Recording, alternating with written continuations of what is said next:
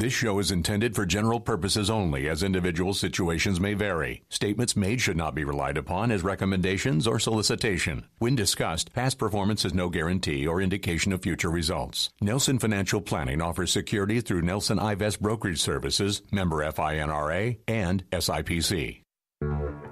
Good Sunday morning. This is Bud Hettinger. Next on News Radio 102.5 WFLA, the longest-running radio show in Central Florida, Dollars and Cents, with my good friend Joel Garris from Nelson Financial Planning. You can call him at the office this week at 407-629-6477 to schedule your free consultation to discuss your retirement plans. Or you can talk to him right now at 407-916-5400. Well, good morning, ladies and gentlemen, and welcome to the program Dollars and Cents. My name is Joel Garris of Nelson Financial Planning, and you're joining Dollars and Cents, which is Central Florida's longest-running radio program. Started many, many moons ago by my now late father-in-law, Jack Nelson. The tradition continues today by me, yours truly, Joel Garris. On the program today, we've got a variety of topics, starting first and foremost with something that we tweeted about or put out on social media or whatever the case may be earlier in the week about Social Security. Don't know if you saw that article this past week, but it certainly bears a conversation. Also have some interesting perspective on some of the impacts of self-driving cars as we look ahead to the future. What is that going to look like? The implications and the ripple effects in that particular industry are much greater and much broader than one might imagine. And then we'll talk about whether you should pay down your mortgage or not. Specifically, we'll talk about whether if you get a lump sum, maybe if you inherited some money or maybe if you sold an asset, whatever the case may be, you've got a lump sum. Should I pay down my mortgage or not? We'll talk about that on the program. And then, if we have time, and we could probably devote an entire show to this last topic, but we'll talk a little bit about some of the verbiage that you hear an awful lot out there today and try and do a little demystification, if you will, on the notion of exactly what is fee-based versus fee-only. A lot of chatter about that out there, and we've certainly got our take on it. But before we get to all of that, it is not just me in the studio this morning. We have our intern at Nelson Financial Planning joining us this morning. You want to say hello and introduce people? Hello, I'm Nelson Garris. Nice hearing all of you. So, as you might have picked up, Nelson Garris would be a relative of mine. You are my oldest son, correct? And best son. And best son, yes. Hopefully your brothers aren't listening to the program today. So Nelson is named after his grandfather, Jack Nelson, who just had girls, had Stephanie and Marley, and obviously I married Stephanie. So that was going to be the end of the Nelson. So the deal that your mother and I cut when we first were married was that if we ever had a son, we would name him Nelson. So that's where that name comes from. I know you know that story. But and then we had two more boys after that. So what are you doing? What are you doing at the office anyway? You're an intern. So what is that? Am I paying you? I'm not paying you for this, am I? Yeah, you are. Man. You had me actually weed earlier this week. So, yeah. So the full range of intern assignments, weeding, okay, and then we also had you do some mulching in the front of the office, correct? Yep. And so that's good because you got to start somewhere. What else you been doing at the office? Having me drive everywhere. Running some errands. All the errands. All the errands. Yeah. So what do we have you do? I went to Office Depot, picked up some letters, mailed some stuff out, and then I also went to Nani's house. Right. And got some of her signatures. And went to Ace for some light bulbs, and yeah. Just normal. That's good. If only I had a mailroom, I would have put you in the mailroom the entire time. But you probably don't know what that means because mailrooms aren't as big of a thing as they used to be because there's not much mail or not as much mail as it used to be. But it used to be when you started in a business, you would start in the mailroom and try and work yourself up. I'm 17. I know what that is. Okay. All right. Well, just checking. So well, at least we had you at least do something with the mail. So that's good. So then after the summer's over, what's next for you? Finish senior year. And where do you go to high school? I go to Ben High School. Very good. And you're having fun, perhaps too much fun, in my opinion. You enjoying high school? Yeah. Very good. What are you doing? What are you doing for besides just going to school? Are you doing anything sport-wise or anything like that? I did track this season, and I'm probably going to do track again. Okay, cool. Sounds good. Well, very good. So, yes, our internship program continues. One of our, actually, I think at this point, our second longest tenured employee, Christina, who's been with us, I think 12 or 13 years now, started off in an internship program. So maybe you two one day will have some kind of a future. Time will tell on that. Speaking of future, do you know what Social Security is? Sure. What is Social Security? It's security that's social. Okay, yeah, that's how you're getting through high school, isn't it? Yeah. So Social Security is a government program that you pay into while you are working. So you'll start paying into this. Now that we're paying you for this internship, so you'll start paying some of your paycheck, you'll be delighted to know, will go into this government program. So you won't get what you think. You'll get less than what you're getting paid because some of it will go into this government program. No. That's the law. So what happens then is that it goes into the Social Security fund, and the Social Security fund, then when you get to age, well, as early as 60, if you're a widow, 62, different ages. But when you get into the 60s, age-wise, then assuming you've got enough quarters and you qualify, then you wind up getting a check every month from the government. So now that you're throwing some money into it, that's good because a lot of our listeners are on Social Security, so they appreciate your contribution so they can get their checks. You're welcome. Very good. Here's the problem, okay? And this goes to the article that we were talking about this past week on social media. So Social Security's program's costs will exceed income this year for the first time since 1982. That basically means that Social Security is going to pay out, for the first time in 36 years, more money than what it took in. So that's not a particularly great equation.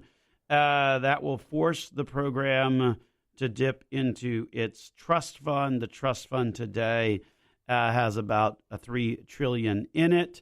Here's the crazy thing on how accurate government projections are. The fact that Social Security has to dip in to its reserves this year is 3 years sooner than what was expected just a year ago. Let me say that again. A year ago, they projected that it was 4 years before Social Security would have to dip into its trust fund. Except they were a little off because it was the very next year. We'll talk more about the implications of all of that when we get back here on the program. Dollars and Cents. This is Joel Garris, Nelson Financial Planning on News Radio 102.5 WFLA.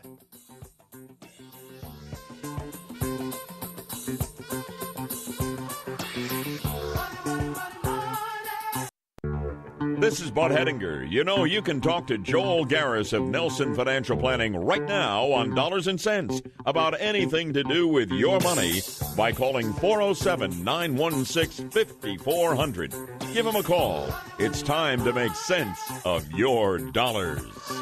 Hey, welcome back to the program, ladies and gentlemen. Dollars and Cents here on News Radio 102.5 WFLA. This is your host, Joel Garris, talking a little bit with our new intern, Nelson Garris at Nelson Financial Planning. Yes, he is, in fact, my oldest. Also talking a little bit about Social Security and the fact that, as we were saying before the break, leave it to the infinite wisdom of government to make accurate predictions, right? So a year ago, they made the prediction that, we got 3 years, okay, before Social Security is going to need to tap into its reserves. Well, guess what? It's going to have to tap into its reserves this year. So much for government predictions and forecasts, right? So Social Security cost, meaning payouts, will exceed income this year for the first time since 1982. So here's the important perspective on that, right? So 1982, that was 36 years ago. So let's go back, if you will, to what happened in 1982 or around that period of time. There had been actually several years, 7 in a row, where the cost has exceeded income, which is why now full retirement age is 67 for most folks. Obviously, if you're close to into the 60s, then you're still have a lesser age. But for the rest of folks, the full retirement age was boosted to 67, and so that put a Band-Aid on the program that interestingly lasted for 36 years. So now here we are back again. I suspect that at some point we will see a similar Band-Aid on it. Now, do not be dismayed by these articles that say it is running out of money. That's a mischaracterization. The reality is it's running out of enough money to pay all of its promised benefits.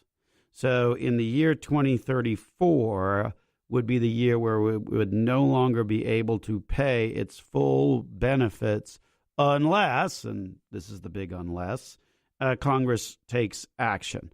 I suspect that Congress will take action. It took 36 years before you wound up with an imbalance, and perhaps that will get people's attention. Of course, last time around, it took 6 or 7 years in a row before it actually got enough attention to actually deal with politically. But hopefully it'll happen sooner, because the sooner you solve a problem, the easier the solution is, right? Okay, if you think of weight, right? So if I gain 100 pounds, it's a lot harder to lose 100 pounds, right?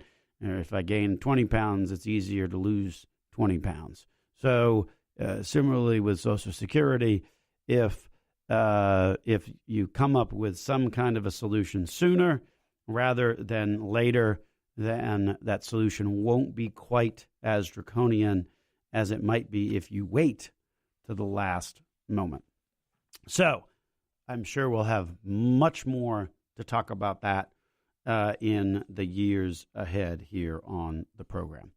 We're going to shift gears now, and we'll talk a little bit about whether to pay off a mortgage or not. So let's say that you find yourself with a lump sum of money. And I want to break this conversation down into two parts. Okay, should I pay off my mortgage or not from a cash flow perspective? Should I pay off my mortgage or not if I get a lump sum of money? Okay, so let's talk the cash flow part first. So if one of the things that I recommend in the office is that you try and tie the payoff of your mortgage to when you plan to retire. Okay, so if you're 15 years from retirement, I typically encourage you to figure out, and that's easy to do, and we help people do that, obviously, based upon the amortization schedule of what's remaining on your mortgage, what the payment looks like in order to have that fully paid off within the next 15 years. So let's say you're on a 30-year mortgage that you got 3 or 4 years ago, okay? You can figure out how much more you have to put on that mortgage to make sure that it is done by the time you retire. And that's true whether you're 20 years from retirement or whether you're 10 years from retirement. That's a math exercise that you can figure it out. You would not want to refinance into a different mortgage today because if you did a mortgage 3 or 4 years ago, guess what? You've got a lower rate on that mortgage than what you would be able to do today. So from a cash flow perspective, the conversation about trying to pay off a mortgage is one that we encourage people to think about from a cash flow perspective and really try and figure out what that number is that would have the mortgage fully paid off by the time you retire. That's a mathematical exercise and one that is certainly doable. There's a ton of online calculators and stuff like that that will that allow you to figure that out, and is something that from a cash flow perspective is worth doing. The other flip side is, well, what happens if I get a lump sum of money? What should I do? And the fascinating part of this conversation is just this past week, we had a conversation with somebody about exactly this topic. So they had just gotten a lump sum of cash, and it was we'll just use some easy numbers. It was $100,000, and their mortgage that they owed was $200,000. So they were trying to decide, well, should we take the $100,000 and pay down that $200,000 mortgage? They were already retired, and we were looking at kind of the numbers and how to improve cash flow and things like that.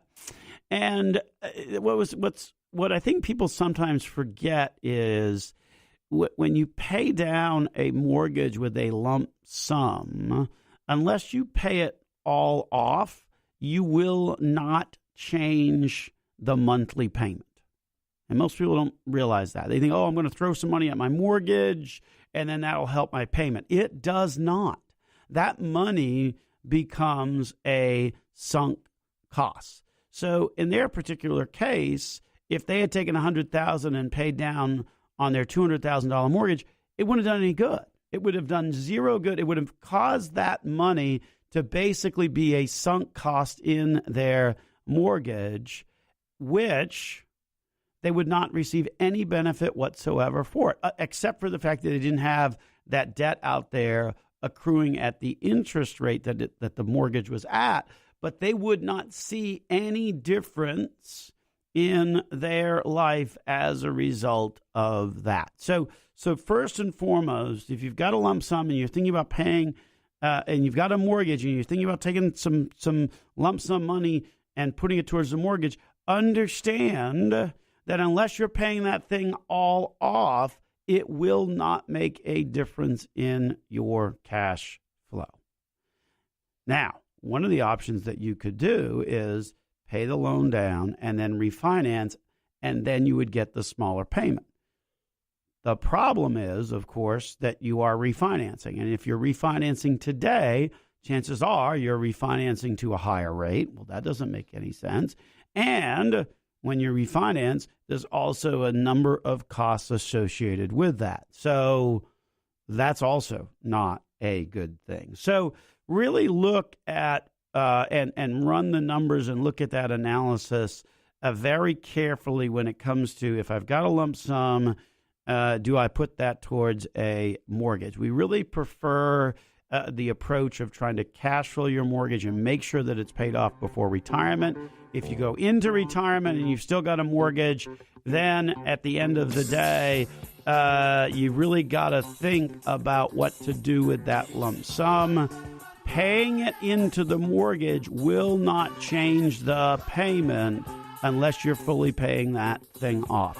We've got a couple of more thoughts on this, so we'll hit that when we get back here on Dollars and Cents. This is Joe Gares. Oh, we're also going to talk about self-driving cars, because I'm going to pull Nelson back into the mix here and get his view on self-driving cars as well. Here on Dollars and Cents, this is Joel Gares, News Radio 102.5 WFLA.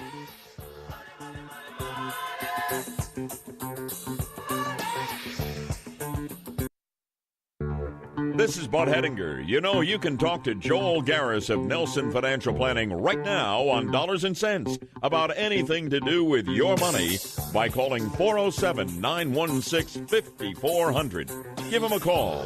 It's time to make sense of your dollars.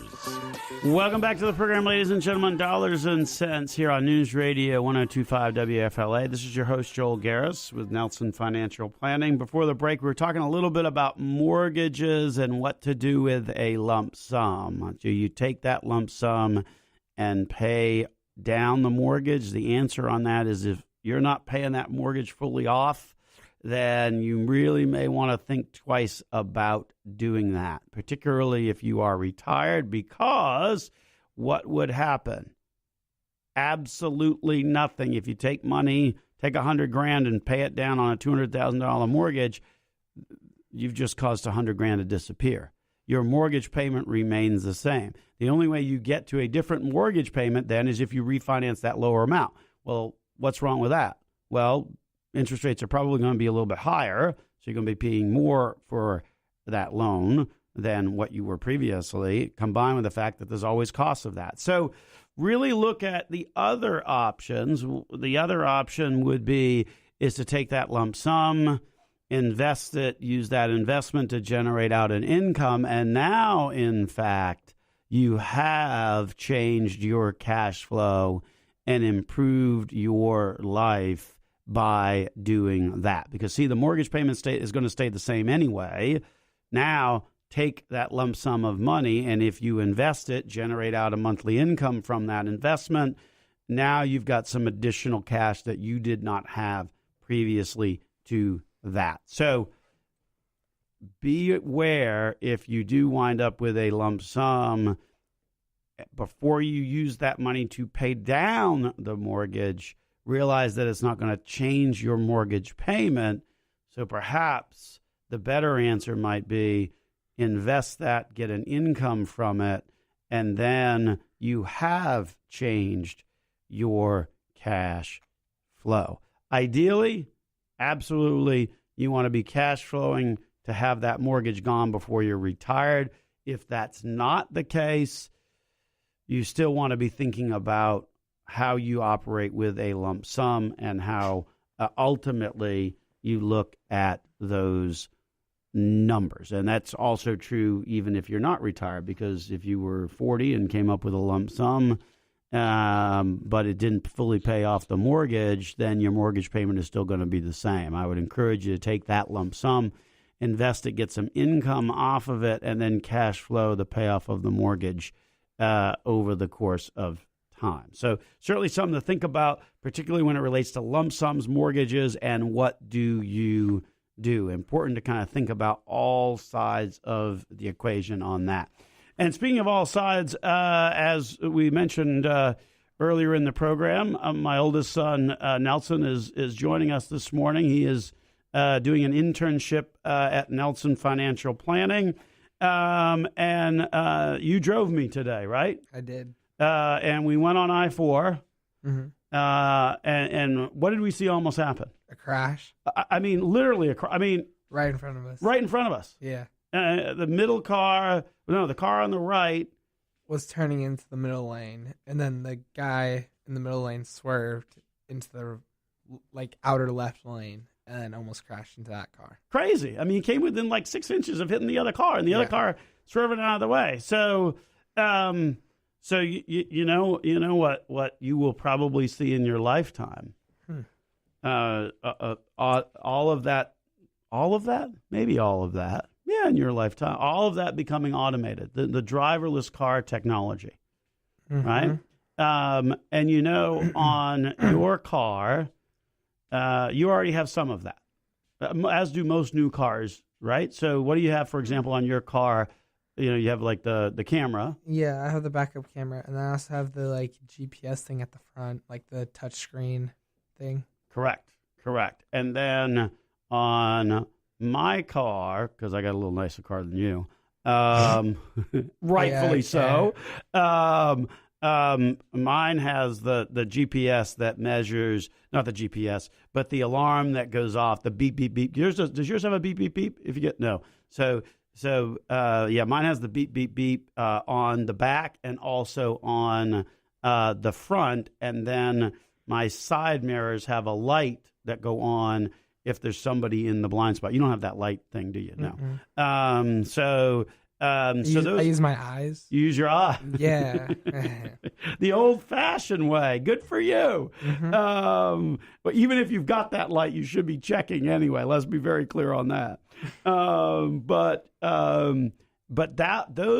those types of things that are on cars today are part of a type of vehicle autonomy type of level. Many new cars on the road today already are on increasing the amount of autonomy that exists in vehicles today. And what's fascinating about that is some of the implications that are already playing out. And one of them that has already started to occur is the number of drivers that are teenage drivers is actually dropped quite a bit in terms of the number of teenage drivers on the roads today versus 20 years ago. So do all your friends have driver's license, or do some of them not have driver's license? Some don't, but mostly everyone. It's interesting. Nationwide, the trend for 16-year-olds has been a decrease from 46% of 16-year-olds 20 years ago had licenses to 24% today.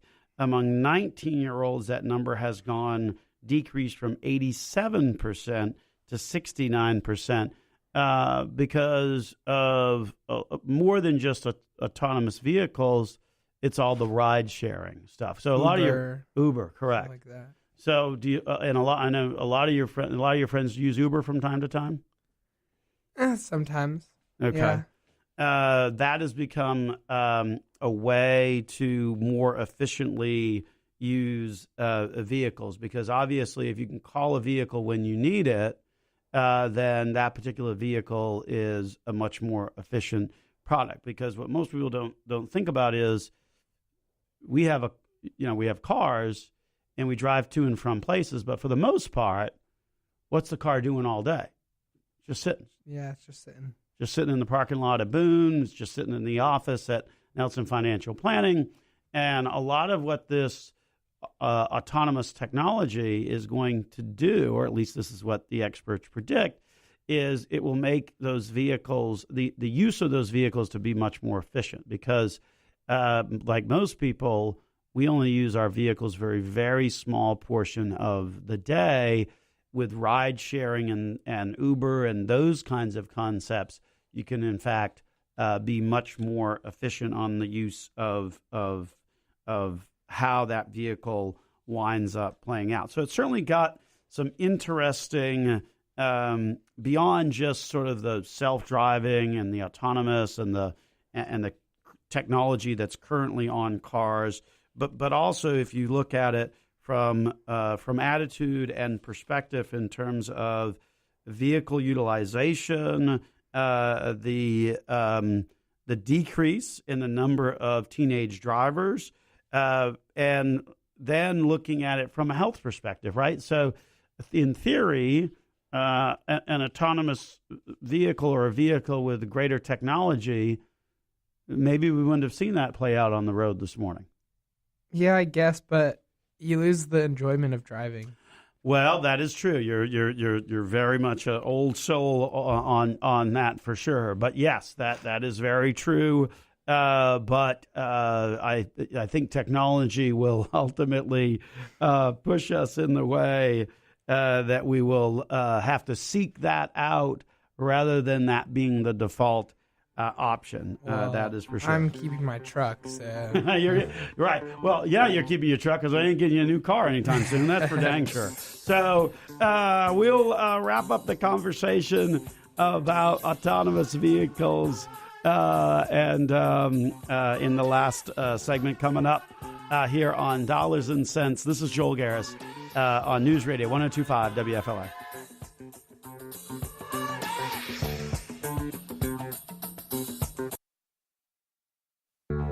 This is Bud Hedinger. You know, you can talk to Joel Garris of Nelson Financial Planning right now on Dollars and Cents about anything to do with your money by calling 407-916-5400. Give him a call. It's time to make sense of your dollars. Hey, welcome back to the program, ladies and gentlemen. Dollars and Cents here on News Radio 102.5 WFLA. This is Joel Garris of Nelson Financial Planning. And we're talking a little bit about autonomous vehicles in the break. Some fascinating ripple effects will occur as that technology continues to expand, right? We already see some of that in cars today. The backup cameras, the beep, beep, beep when we're backing up or going forward in some cases, the lights on the side view mirror that light up if there's somebody in that blind spot. The implications of that are obviously pretty dramatic. You're looking at trends in terms of vehicle utilization that could fundamentally change how we view vehicles, right? Because for most of us, we're only using the car about 5% of the day, right? The other 95% of the time, it's just sitting. So how could you wind up using those resources much more efficiently? Clearly, there is the technology to be able to do that. That's what the folks at Uber and many other companies are looking at. Beyond that, we're also seeing trends where people are becoming more and more reliant on vehicle and ride-sharing services. Some of the data that's coming out on the percentage of teenagers that have licenses is, in fact, down quite a bit. For an 18-year-old, 20 years ago, 80% of the 18-year-old population had a license. Today, it is 60%. So there's definitely been a trend on folks not bothering to get that license. Another incredible trend on autonomous vehicles is widely expected to be on the healthcare side of things, right? So here's the disturbing statistics that occur every year.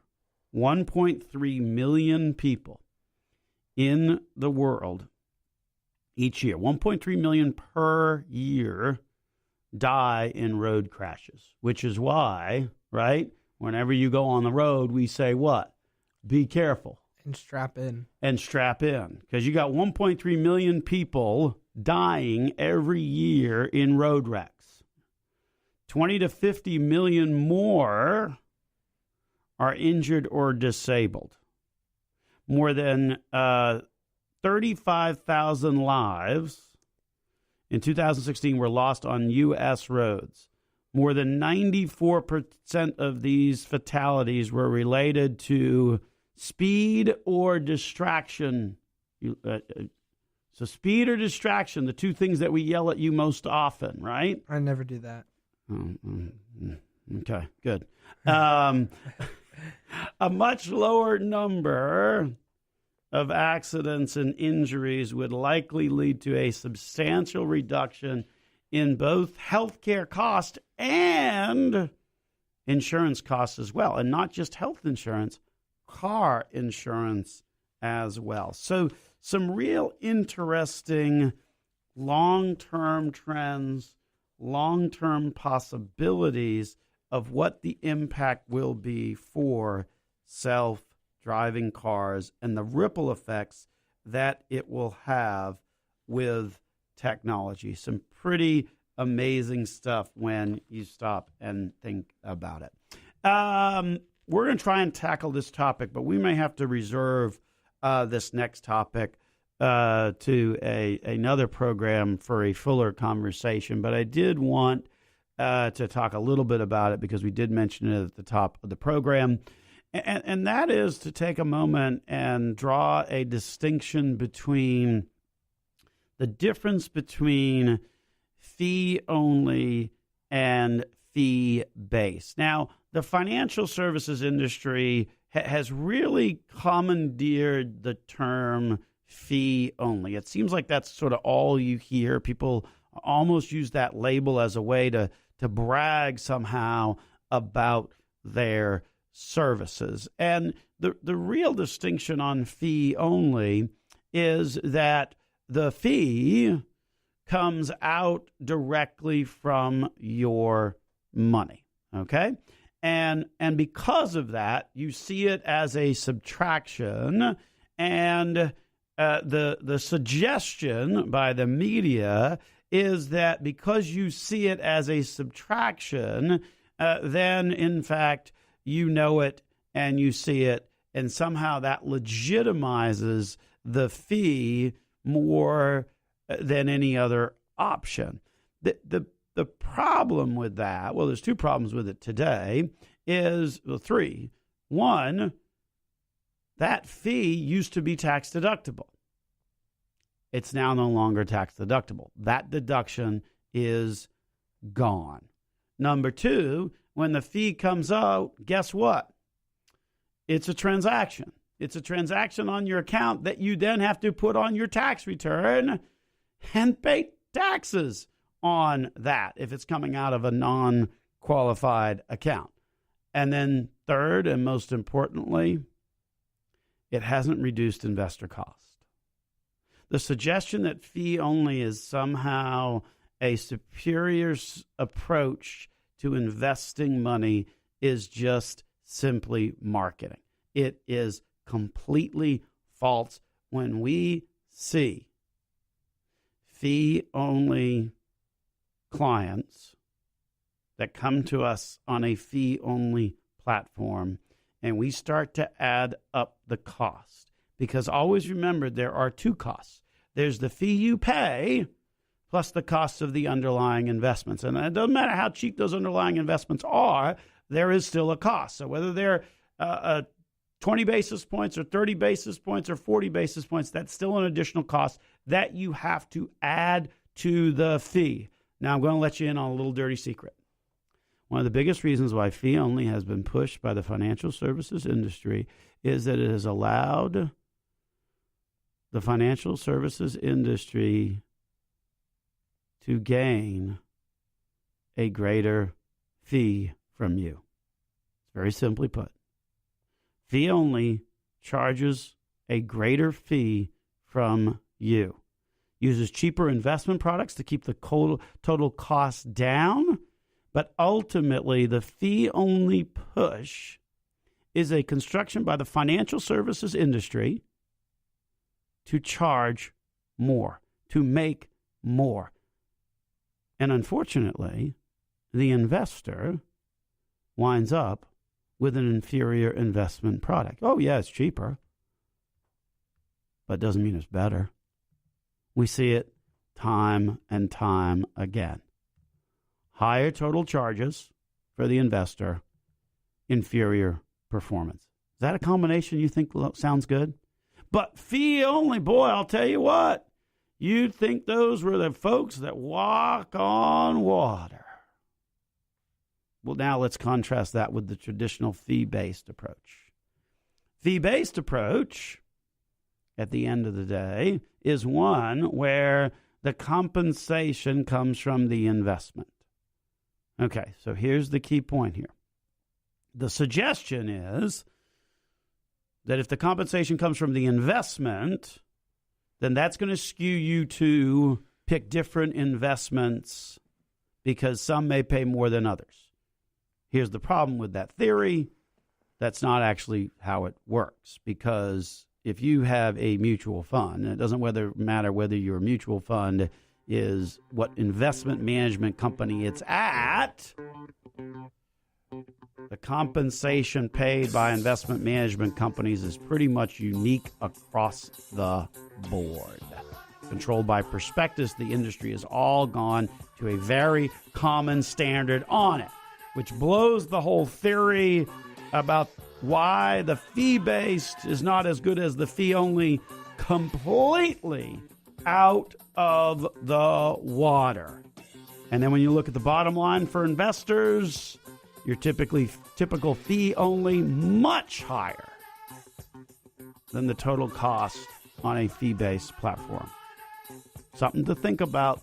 We'll leave you with that thought. We got a lot more to talk about on that topic, but we'll have to save that for another day. We're going to wrap it up. Nelson, thanks for joining us here on the program. No problem. Thank you for having me. It's been our pleasure and good fun. Glad you're hanging around the office and we get to have you weed the lawn and all that good stuff. We're going to wrap it up and get on out of here. This is Dollars and Cents with your host, Joel Garris, News Radio 102.5 WFLA.